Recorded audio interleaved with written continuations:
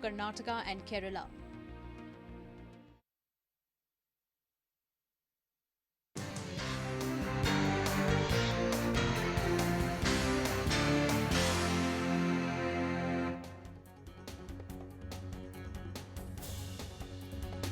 A look at the top stories of the day.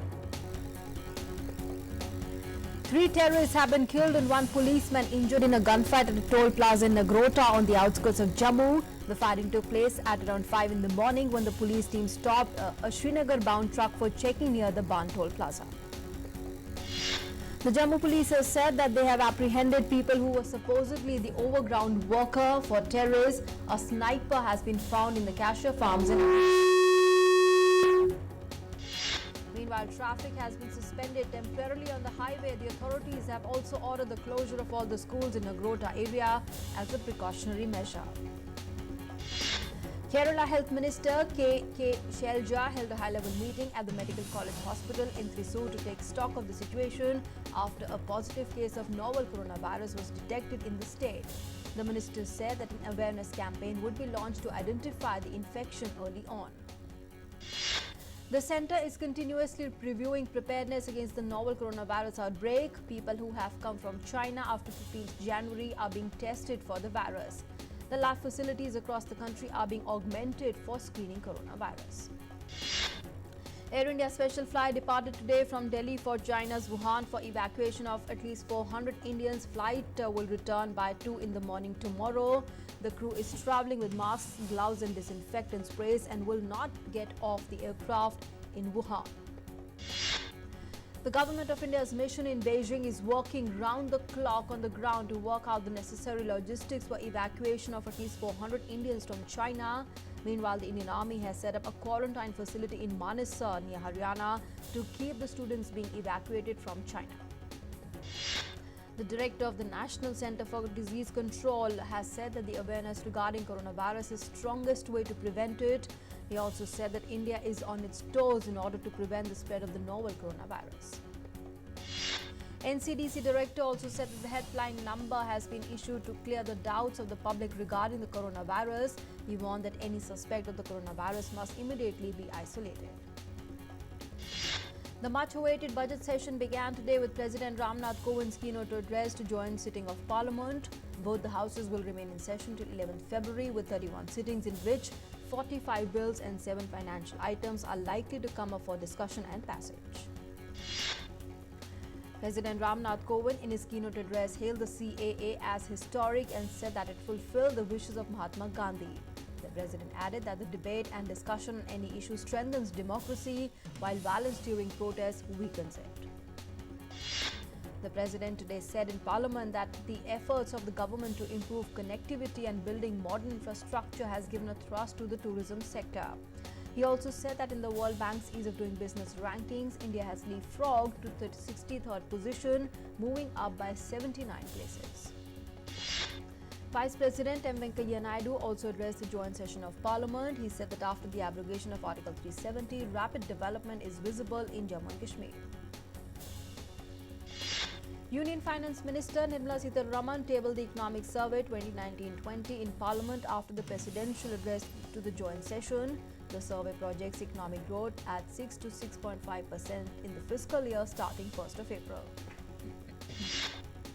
Wealth creation is the central theme of the Economic Survey 2020. The Chief Economic Advisor K.V. Subramanian said India has been a dominant economy for 3/4 of recorded economic history.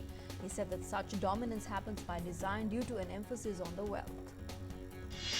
The Chief Economic Advisor also said that the pro-business policies provide opportunities while pro-crony policies favor incumbents.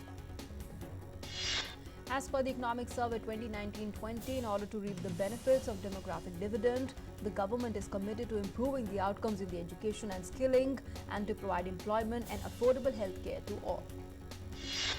The Election Commission issued a show-cause notice to Delhi Chief Minister and Aam Aadmi Party convener Arvind Kejriwal for promising mohalla clinics on court premises in the city at a time when the Model Code of Conduct is in place. The notice was sent to Arvind Kejriwal in violation of the MCC, the complaint against which was submitted by the BJP on 14th January. The BJP released Delhi Sankalp Patra, its manifesto for the Delhi Assembly elections, and asserted that the party will change the city's future.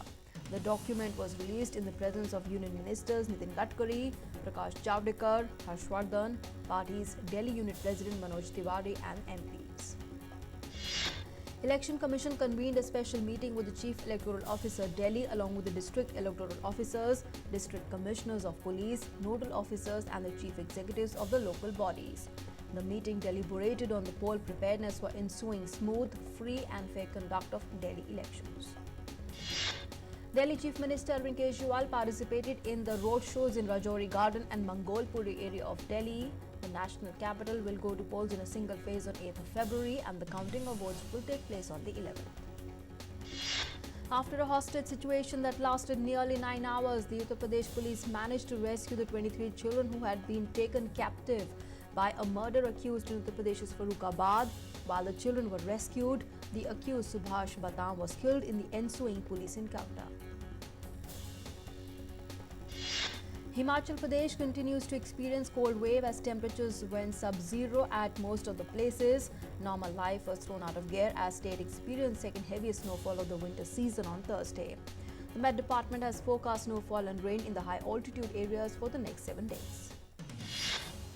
Supreme Court has issued notice to the centre on a plea filed by Congress leader Jairam Ramesh challenging amendments made in the Right to Information Amendment Act.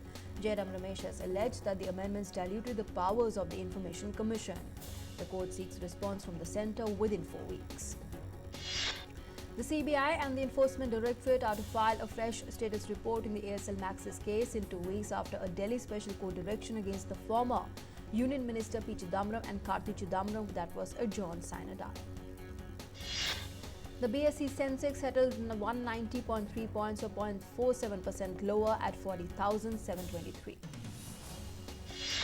The broader NSE Nifty finished 73.7 points or 0.61% down at 11,962. The silver futures on Friday plunged by 384 rupees to 46,530 rupees per kilogram. Gold prices on Friday fell by 319 rupees to 40,656 rupees per 10 grams. Crude oil prices rose by 81 rupees to 3,804 rupees per barrel. The rupee settled 25 paise higher at 71.3 against the US dollar. Uttar Pradesh's Banke Bihari temple in Vrindavan marked the onset of Braj Holi festival. The colors were offered to Lord Krishna after the morning aarti. Moreover, the devotees applied color to each other to celebrate the festival. The World Health Organization has declared the coronavirus epidemic in China now constitutes a public health emergency of international concern. With the death toll in China from the new coronavirus reaching 213, Beijing's envoy to the UN expressed confidence but also said that China was assessing the declaration.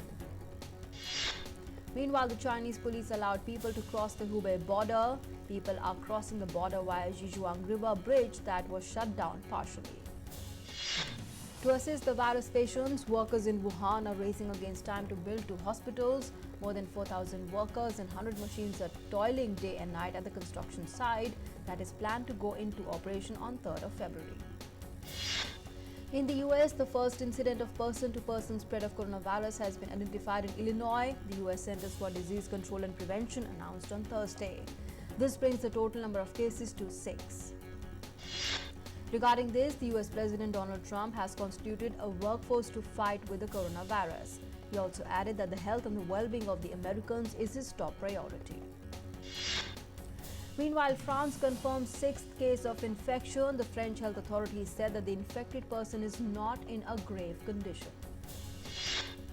An Italian cruise ship with more than 6,000 people on board remained docked at the Italian port city as a Chinese couple were tested for coronavirus. They are placed in an isolation unit and their samples are taken to Rome's research center for further tests.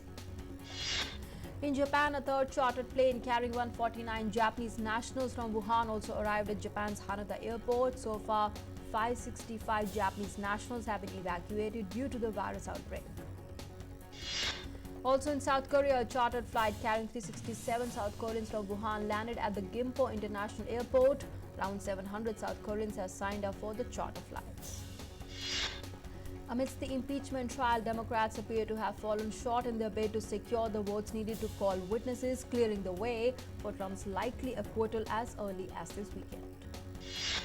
Meanwhile, a secretly recorded video released on Thursday shows US President Donald Trump associating with the left Parnas. However, the White House did not immediately respond to request for a comment. On the contrary, President Trump campaigned in Iowa on Thursday. Trump regaled the crowd with a series of campaign promises, including revamping the U.S. healthcare system. Iowa kicks off the presidential nominating race next week. The government troops patrolled in Marat al-Numan on Thursday, 2 days after Syrian state media first reported them entering the town.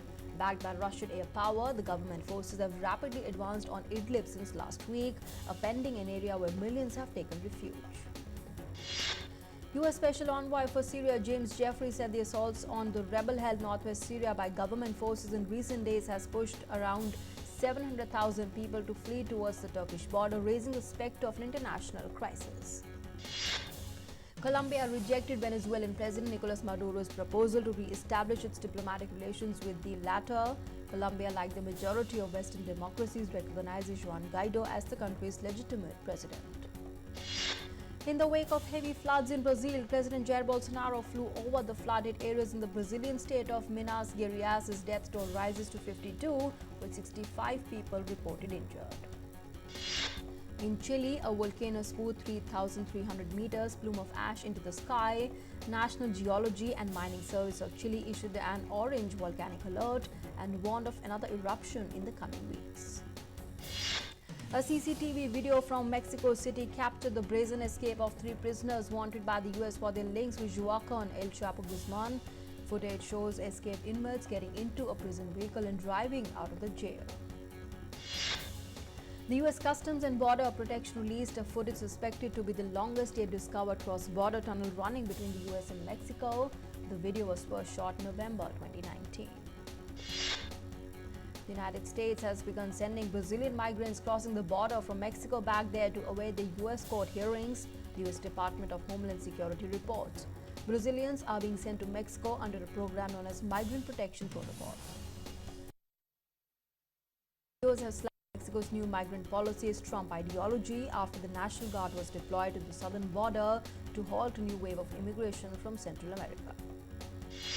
In Spain, Coast Guards intercepted 2 boats carrying migrants in the Atlantic Ocean on Thursday and transported them to the port of Egunua in Gran Canaria. The boats were carrying 54 migrants and had been at the sea since 11 days. UN Refugee Agency UNHCR said that the refugees fleeing conflict have a fundamental right to seek asylum and safety and should not be hindered by the barriers, after Greece said it wants to install a floating barrier in the Aegean Sea to deter migrants from arriving on its shores. In Britain, pro-European Union Londoners gathered outside the UK's Houses of Parliament, waving flags and dancing the evening before Britain leaves the bloc. In their last, British members of the European Parliament participated in their last voting session as Britain is about to formally leave European Union. Lawmakers from across European Union's 27 remaining member states bid farewell to their British colleagues. In Belgium, a series of events took place in the capital Brussels to mark Britain's departure from European Union. On Brussels' landmark Grand Place, the King's House and Guide Halls were all lit in the British flag's colours.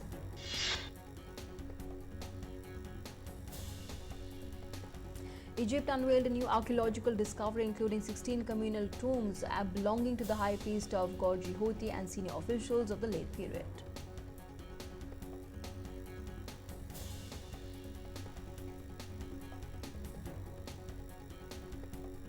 In London, Christie's has launched its Impressionist and Modern Art Evening Sale with Tamara de Limpica's portrait de Majori Ferry. The painting was commissioned in 1932 and is expected to fetch up to £12 million at the auction. British Chester Zoo has released a footage of the new clutch, 3 pygmy chameleons, one of Africa's smallest reptile species that can only be found in the coastal area forests of Tanzania. Now, with Britain leaving European Union, Greece says that the circumstances are right for the return of the Parthenon marbles to Athens. For decades, Greece has demanded their permanent return, which are on display in the British Museum in London. Cervical cancer, that is the second most frequent cancer among women in the low-income countries, could be eliminated worldwide as a public health issue within the next 100 years. That's according to recent study. To eliminate cervical cancer with high vaccination coverage and a high uptake of screening and treatment will be necessary.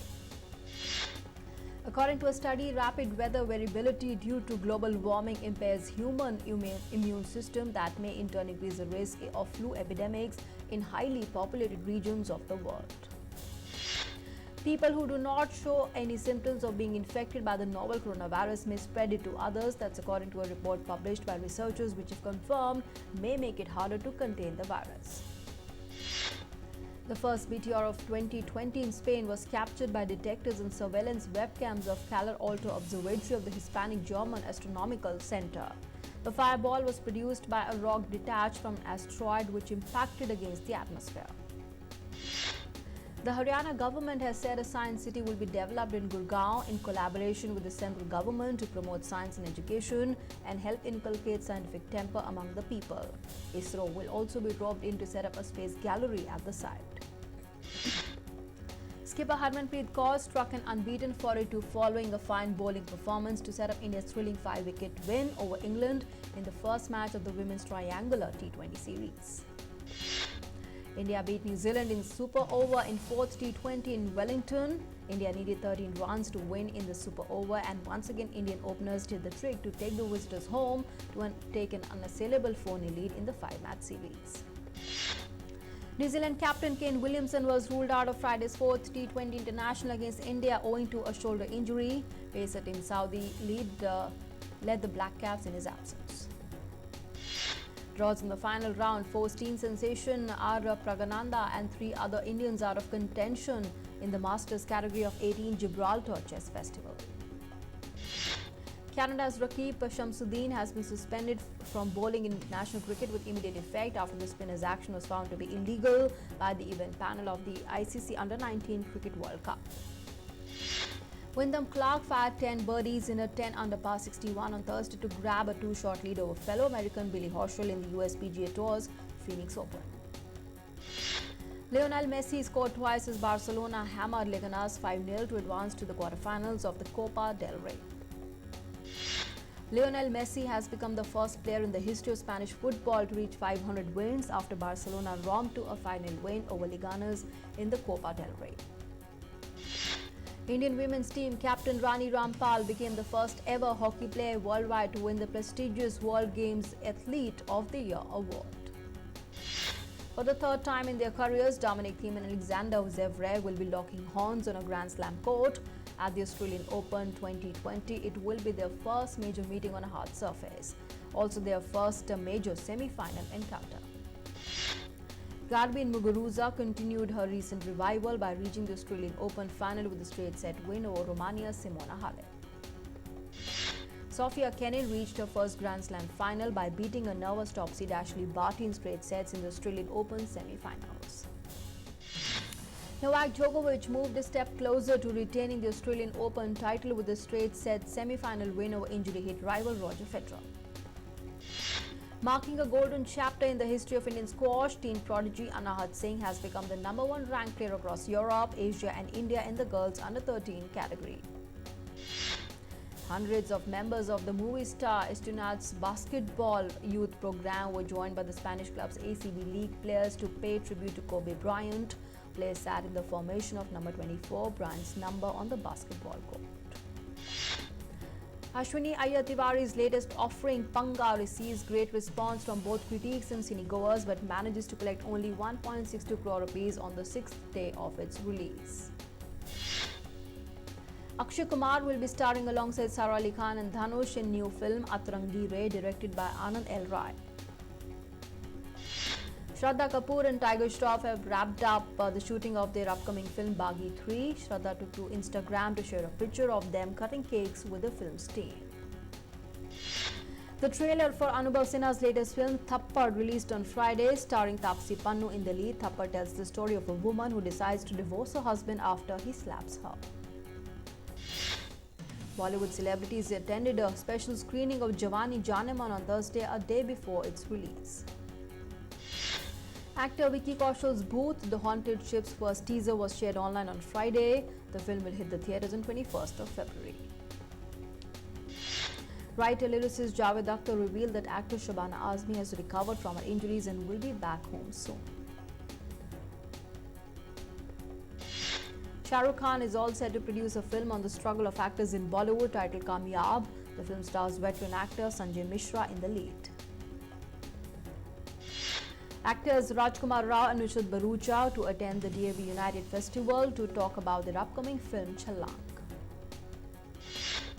Disney's Lion King wins Outstanding Visual Effects in a Photoreal Feature at the 18th Annual Visual Effects Society Awards. Lion King also won for Outstanding Creative Environment in a Photoreal Feature and Virtual Cinematography. Martin Scorsese's The Irishman won for Outstanding Supporting Visual Effects in a Photoreal Feature. Missing Link won for Visual Effects in an Animated Feature and Animated Character in an Animated Feature. The Last Skywalker took effects simulations in a photoreal feature, and Star Wars Rise of the Resistance scored visual effects in a special venue project. Visual effects supervisor Sheena Duggal, whose dozens of credits range from Jumanji and The Contact to Iron Man 3 and Venom, accepted the award for creative excellence. CUSP, a 3-day multi-art form festival featuring over 50 musicians, speakers and performers from all over India, began in Chennai. The festival focuses on work that is experimental, relatively young yet exceptional. For synth-pop fans in India, the good news is that Hot Chip, the UK synth-pop band, will be playing at the 13th edition in Nashik this weekend. The event lineup will also include Mumbai duo Salem Suleiman and Delhi-based Hindi rock group The Local Train. And with that, it's a wrap.